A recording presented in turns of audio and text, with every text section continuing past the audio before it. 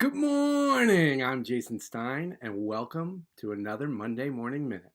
Some of you don't know how I started my career into coaching. I was a doctor of Oriental medicine, so a Chinese medicine practitioner in the state of New Mexico, working both in a private practice and a hospital. And what I found is that most of my patients were getting sick from their working environment. So although I work almost always with wellness providers and other small business owners, I occasionally do acupuncture and I keep my license active. Last week, I took a locum practice, and last Thursday was a pretty intense day.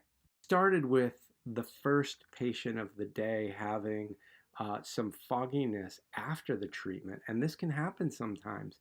But I adjusted a few needles, and they were fine before they left.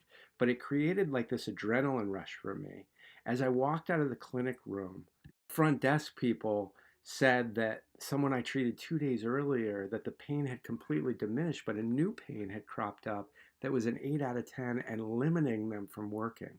I called that patient and they came in later that day, but 2 minutes after the receptionist told me that, I got a call from a family member letting me know that I had a loved one that was in the critical care unit.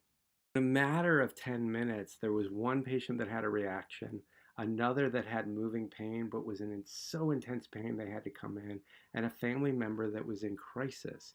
And I went into the bathroom and I realized I was starting to panic. I still had 6 more patients to see that day. And the panic was like thoughts. Oh my God, what? Problem with this is when we're in a reactive state, we're just trying to make it different rather than connecting to it. And what we really need to connect to is the human being that's involved on the other side of it.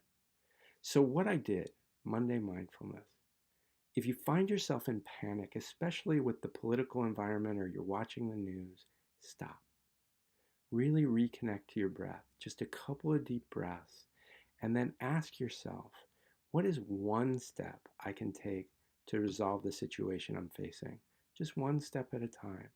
I think you'll find that slowing things down when you're in a reactive state will allow you to get a creative answer. I'm Jason Stein, and I'm wishing you a great week.